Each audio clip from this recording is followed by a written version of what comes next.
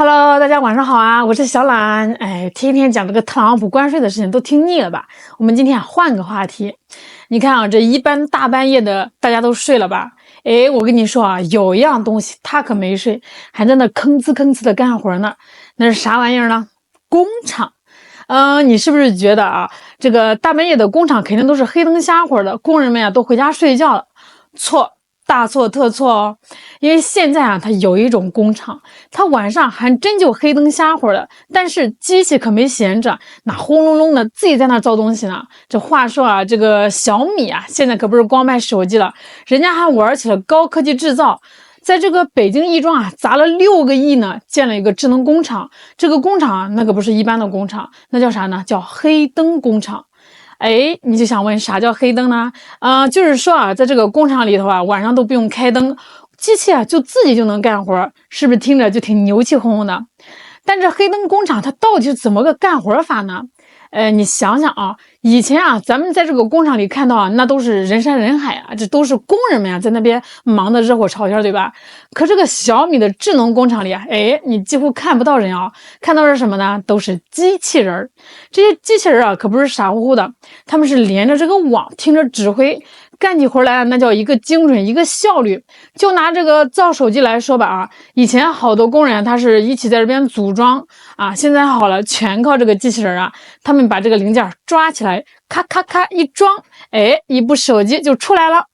而且啊，这些机器人啊还能自己检查质量啊，哪个地方没有装好啊，立马就能发现，保证每一部手机的质量都是杠杠的。这更厉害的是啊，这个工厂里头啊，它不光是造手机啊，还是个实验室啊。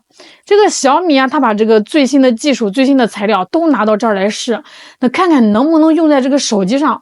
你比如说啊，他们研究了一种新的除尘技术，能把这个手机里的灰尘啊给它清除的干干净净，保证手机用起来更流畅。所以说啊，这个小米的智能工厂，它可不光是为了省人工，那人家更是为了提高技术，为了造出更好的手机。但就是这个黑灯工厂啊，它直接让美国的 Maga 惊呆了，彻底打破了他们对这个中国廉价劳动力的看法。This is it's a factory that they just built in China. And what's special about this factory, let me see if I can get it here, is it apparently can be run entirely without any humans whatsoever. And it can build one smartphone every second. What's the number on that one, guys? It can do one phone a second, so that's about 86,000. I think it's 86,400 phones a day. It operates in darkness because it doesn't need any humans at it, so they don't need light. And it pumps out a phone every second. And they have the Chinese company that designed it has some like creepy, ominous, dystopian video future. And wow. It would all be in Chinese. Yeah. Xiaomi factory. Do you think this is all hype, or do you think this is real? I think it's real. Yeah, so this is kind of why we wanted to discuss it.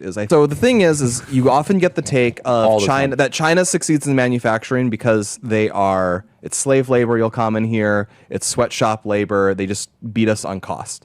That is not accurate anymore. And it's actually become less accurate super quickly. Like the difference between the China of 2028, 17 years ago when they hosted the Olympics, 2008 Beijing Olympics to today, massive gap in what China is like. Or even just 5 years ago. 5 years ago, China exported almost no cars. Now they're the largest car exporter in the world. And it's because they dominate in electric cars specifically. China also they install, in a given year, they install about half of all robots that are used in a factory setting. And this pervades a ton of things. So for like 5G, when you hear about 5G, what do you think about? Russia. Really? I think about towers. Okay, like cell tower. Yeah, exactly. Or people think about like, cell phone radiation is going to give them brain cancer or whatever. Sure. 5G is actually not just about cell phones. One of the biggest things about 5G is you can use it to interface 1 billion robots in your factory and have them all be like super reliable, and they're getting a super reliable signal, and you can have your entire factory be so much more advanced and complicated and all of that. And when I say that is like, we talk about America reindustrializing, and I think a lot of people, they have this nostalgic vision of what manufacturing is, and they're like, it was so cool when America had steel plants and this guy could go in with a hard hat and work in his steel plant for 40 hours a week, and he would make this middle-class income and have a wife and his 2.7 kids. And I'm not sure if people totally realize what manufacturing is at this point and what it would mean to bring it back to America. And let me read something from a top businessman. I'm not going to say who, but you guys would all know the name. And I want you to say, because actually this was part of a group chat. I'm on like 900 group chats. And this video got popped up. Someone put it in there and said, quote, America does not have enough people. China has 4 times our population. Continues by saying, China is extremely automated, so much more so than America.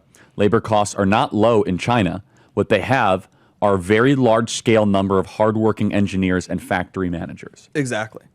So do you agree with all that? Do you think we don't have enough people? Like, I don't think it's number of people. A lot of it is what those people learn. And it's sort of that China it's taken decades to get to this point.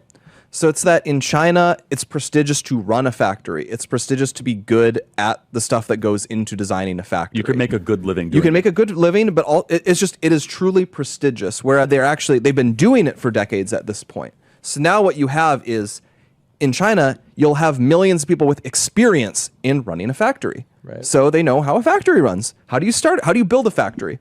They know how to build a factory. And you have regulators who are familiar with, okay, how do we approve building a factory? How do we make sure it happens quickly? What are the possible downsides? It's all that expertise stuff that goes into it. And the culmination is you can do that really automated stuff that's incredibly impressive. And once you have the advantage there, it's a lot harder to lose it. If your only advantage is having lower labor costs, then someone beats you by having even lower labor costs. And that's happened. They have other advantages. Like garment, like you don't make shoes as much in China anymore. You make those in Vietnam or Bangladesh. You make them in places where there actually is lower labor, and they've chosen to specialize in that. But if their specialty is, we have the absolute most advanced robots that can build a phone a second with no human input other than fixing a machine when it breaks, how do you beat that, Charlie? I don't know. And this is... The other problem is that if you try to bring back, which we should, industrial manufacturing, you're going to run into major labor unions. I mean, they don't have labor unions in China. Like, not like this. I mean, they might have some form of you could correct me if I'm wrong, Blake, but I don't think they have, let's just say, the UAW. Well, that's part of the irony. Commies don't put up with unions. That's part of the irony, though. That's actually why they have so much automation. There are Chinese factories where the quality of life in the factory is so bad that a worker would come in, like they would have a 100% turnover every 6 months. And so the fix is mass automation. What you have in America, we saw this with the longshoremen, is like we want to... So that's a sore topic around here. Admittedly, but that was an actual dispute they had, which is they opposed automation. The deal they reached was mafia. Don't automate. This like wildly overweight soprano type comes in. I'm going to shut down the ports if you don't give me what I want. All right. It's just not my favorite topic. All right. Yeah. 这些 Maga 小将肯定还在纳闷啊，这个中国啥时候这么先进了？哎呦，我看他们真的是被惊到了啊！这概念啊，其实最早呢是老外提出来的，但是真正在这片土地上搞起来的，还得看咱们中国呀。现在的中国啊，不仅仅是这个无人工厂让 Maga 震惊，总体实力啊更让老外害怕。Substitute China in any way? Well, I don't think so. It will be possible. China is definitely the major second superpower on the globe. And what is extremely important is emerging as a technological superpower in high tech, in artificial intelligence. Energy. It was our mistake. If you want to produce something, you need energy. If China by itself as a manufacturing output is bigger than USA, Germany, Japan, Korea, and India all together. So how you want to replace within 1 to 5 years? The times. We were doing 10 years, that 20 for years? 40 years. Yeah. Yes. How long will it take us to make it back? We need at least 40 years. Why? Whatever we have, we are short of one very important thing. It's issue which I repeat again and again and again. People. Well, first of all, we have to have a good relation with China. And assertive.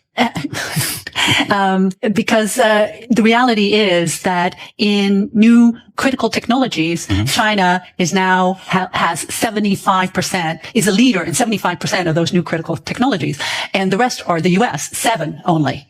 right? That's kind of scary. And what's worse is that they have a monopolistic hold on many of those. So one way or the other, we will be having to deal with them. You're talking about the industries, I understand, but can the rest of the region somehow, pardon me for this word, substitute the potential of China, working together as Asian countries plus India plus other countries of the region? Do you believe that they can replace this Chinese potential that we have contributed to building?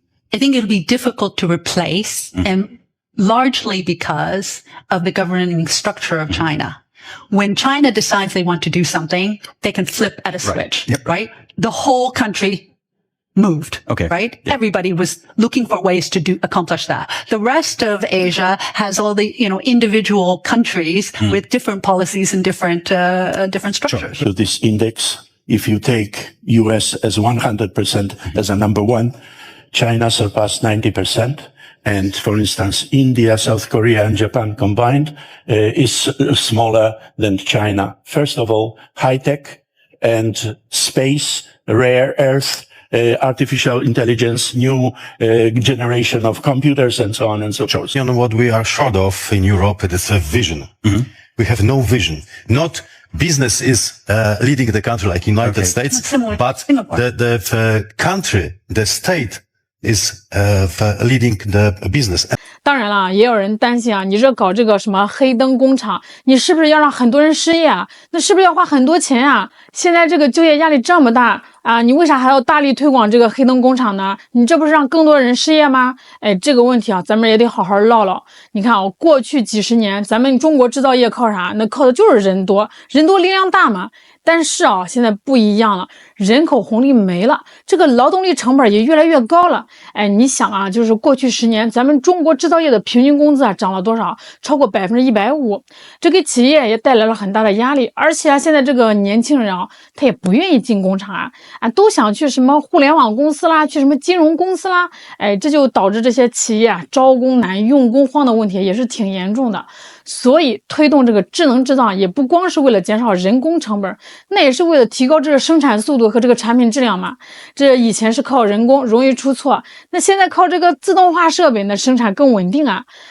就拿这个富士康来说吧，他们的一些这个智能生产线开始运行后，那效率提高了30%，这个不良品率也降掉了0.01%。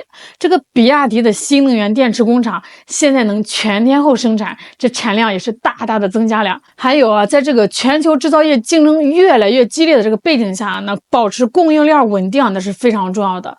这个2022年因为这个疫情，很多国家这个工厂都停产了，但是啊，咱们中国的一些自动化工厂还在照常运作，那是保证了全球供应链的连续性。所以说，这个智能制造啊，不仅是能解决短期问题的有效途径啊，它也是增强国家工业竞争力的重要策略啊。从这个世界工厂到这个智能制造强国，咱们中国制造业的这个转型之路啊，那是清晰可见啊。这个黑灯工厂的普及啊，使咱们中国制造更智能、更高效、更具竞争力。哎，未来啊，这个全球工业的中心啊，那仍然是属于中国的，但不再依赖这个人海战术，而是依赖智能化、自动化的技术革命。